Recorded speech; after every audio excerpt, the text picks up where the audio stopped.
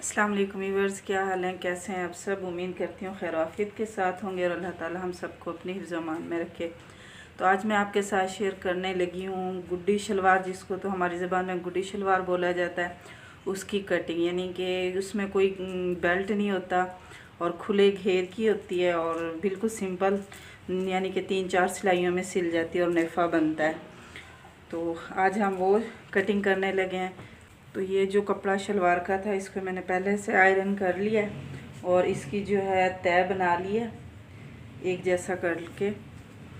तो अब हम इसको अच्छे से बिछा लेंगे। ये कपड़े को हमने एक जैसा कर लिया है, तो अब हम इसकी लंबाई चौड़ाई का हिसाब लेंगे। तो सबसे पहले तो मैं यहाँ पर एक जो है 1 इंच एक्स्ट्रा जो है ऊपर की तरफ निशान लगाऊंगी, क्योंकि कपड़े में अक्सर उरेब होती है और उसको निकालना होता है, नहीं तो हमारा जो नाप है उसमें मसला होता है।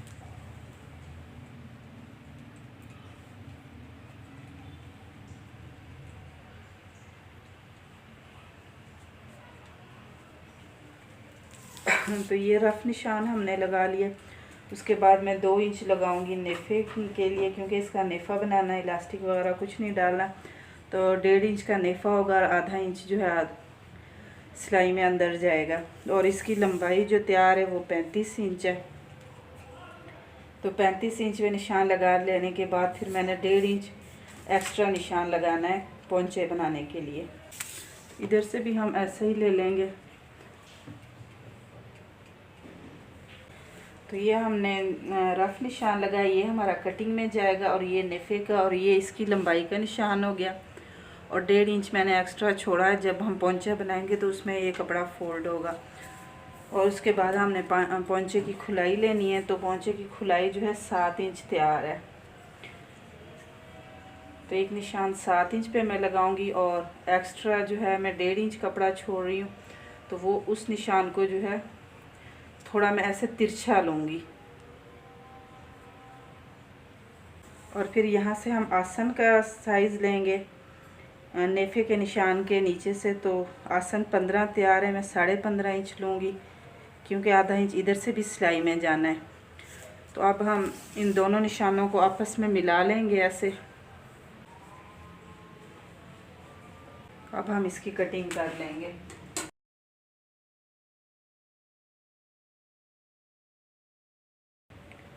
तो ये देखिए, ये हमारी जो है शलवार का जो है कटिंग हो गई है। इसमें ना कोई कली लगी है, ना कोई जोड़ आया है। बहुत ही आसानी से, बहुत ही ईजी से खुले अर्ज़ की, यानी कि जितना भी कपड़े का अर्ज़ था हमने इसका रख दिया। तकरीबन ये 20 इंच तैयार था, तो ये 20 इंच ही इसका अर्ज़ है, क्योंकि इसमें कोई अर्ज़ वगैरह की कटिंग नहीं होती। ये चौरस यानी कि डब्बे की शेप में ऊपर से भी एक जैसे ही आती है। देखें, इसका टोटल 20 ही है, क्योंकि हाँ सिलाई में भी तो आधा इंच पौना इंच जाना होता है। तो ये बिल्कुल परफेक्ट, इसका घेर भी बिल्कुल सही है और बहुत आसानी से तैयार हो जाने वाली शलवार है। तो अब हम चलते हैं इसकी कटिंग की स्टिचिंग की तरफ। तो अब हम इसको सिलाई लगाएंगे। तो अब हमने इसको ऐसे खोल लेना है और इन दोनों पीसों को, ये देखें ये यहाँ से अलग अलग हैं, तो इनको एक जैसा कर लेना है ऐसे।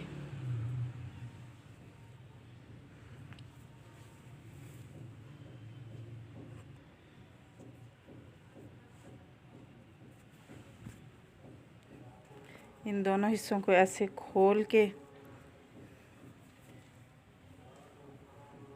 तो ये इसका जो है ऐसे हम ट्रायंगल बनाएंगे। ये जो 1.5 इंच का हमने निशान लगाया था वहाँ से, ये देखें ये जो निशान है ना, इसको यहाँ से ऐसे पकड़ेंगे और ऐसे पकड़ के इसका हम ट्रायंगल बना लेंगे और इसके यहाँ से सिलाई शुरू करेंगे। जो ये निशान लगा हुआ है ना, आधे पौने इंच की, ये एंड तक, यहाँ तक हम इसकी सिलाई लगा लेंगे। तो इसको ऐसे हमने ट्रायंगल को इसके नीचे रखते हुए सिलाई लगा लेंगे।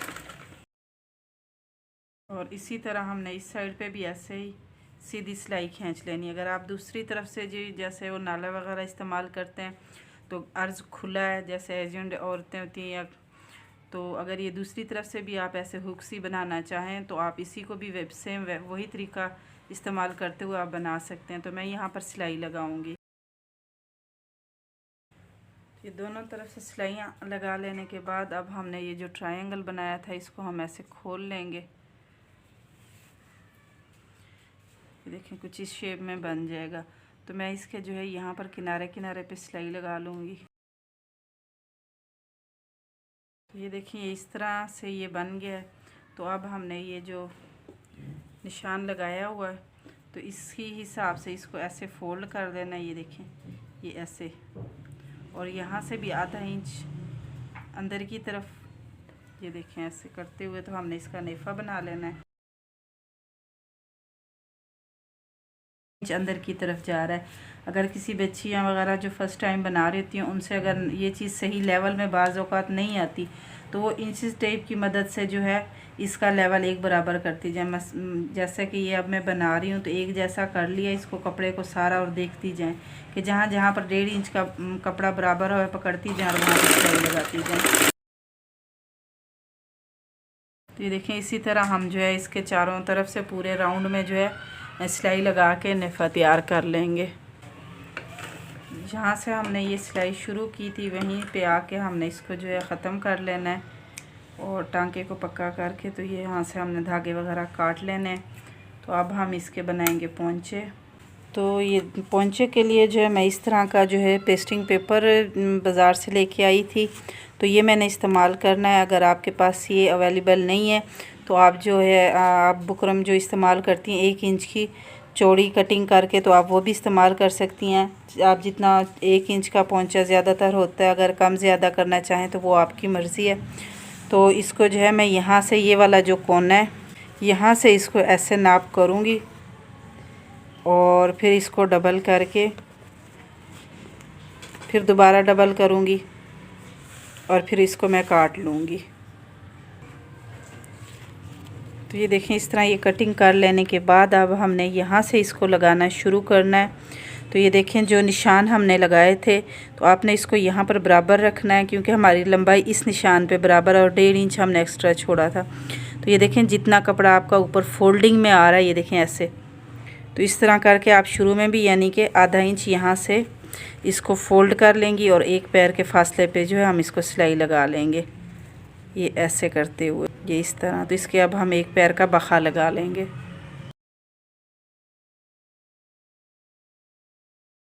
तो ये देखें व्यूअर्स एक तरफ से इसी तरह यानी कि दोनों पांचों पे हमने ये सिलाइयाँ लगा ली हैं।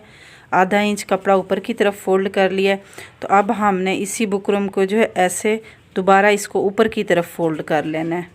पहले हमने इस कपड़े को बुकरम के ऊपर फोल्ड किया था, अब बुकरम को जो है हमने ऊपर की तरफ ऐसे फोल्ड कर लेना है और जो ये किनारा है इस पे हमने सिलाई लगा लेनी है। तो इस तरह इसको जो है बंद कर लेने के बाद दोनों पोंचों पे हमने सिलाई लगा लिया। तो अब जो है हम इसके जो है ये किनारे पे जो है सिलाई लगाएंगे, बिल्कुल यहाँ पे किनारे पे रख के ना वो सिलाई लगा लेंगे, क्योंकि ये 2 बखे लगने हैं, एक ऊपर ये जो पहले हमने लगाया और एक ये यहाँ पर हम नीचे लगा के तो ये पोंछा तैयार करेंगे। 2 बखे लगने हैं। तो ये किनारे का बखा भी हमने लगा लिया है। तो अब हम जो है इसको बंद करेंगे और पोंचे का साइज़ लेते हुए दोनों को इधर किनारे पकड़ के बराबर कर लें। तो हमारा जो पोंचा तैयार है वो 7 इंच का है। तो यहाँ पर एक निशान हम 7 इंच पे लगा लेंगे और फिर इधर से जो है हम आसन पे भी निशान लगा लेंगे। पहले तो लगा हुआ है हमारा, लेकिन एक बार फिर हम एहतियातन लगा लेंगे। तो ये 15.5 पे। तो अब हमने इस सिलाई को यहाँ से ऐसे पकड़ लेना है और इधर से पोंचे को तो यहाँ से यूँ और इधर से ये ऐसे। तो ये देखें इस तरह से जब हम बनाएंगे और ऊपर से भी हम आसन का भी निशान जो है जहाँ पे तैयार होना है वहाँ से भी यूँ पकड़ लें और यहाँ से भी। तो इसको जो है हमने ऐसे ही इकट्ठा करते आना है, चुनट देते आना है।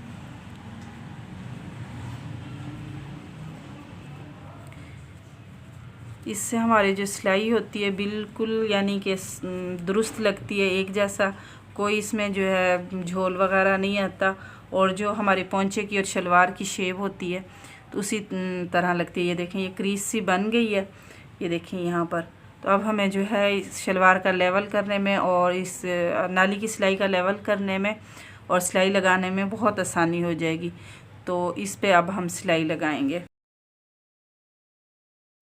तो ये एक तरफ की सिलाई लगा लेने के बाद अब हम दूसरी तरफ भी ऐसे ही करेंगे। इस आसन का तक तो लेके हमने छोड़ दी थी वो सिलाई लगा के। ये देखें यहाँ से ऐसे लाकर घुमा के इस तरफ मैंने निकाल दी थी।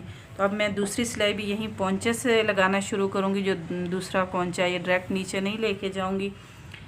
ये देखिए यहाँ पर हमने पोंचे के साथ ही पोंचे का साइज़ लेना है, क्योंकि ये जो पोंचे की सिलाई होती है शलवार की, ये बिल्कुल सीधी नहीं आती, ये थोड़ी तिरछी जाती है।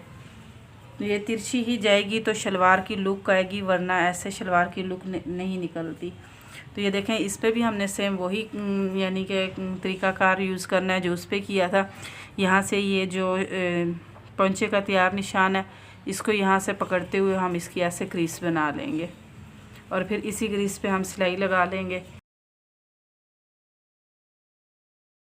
तो ये देखें व्यूअर्स, हमारी जो है शलवार, हमारी ज़बान में इसको गुड्डी शलवार बोलते हैं, जो बहुत जल्दी और बहुत इजी सिलाई होने वाली है और खुले अर्ज़ की। और इसमें ना कोई कली डलती है ना कोई जोड़, बिल्कुल सीधी चौरस डब्बे की तरह ये बनती है और बहुत आसान होता है इसको सिलाई करना और कटिंग करना भी इसको बहुत आसान है।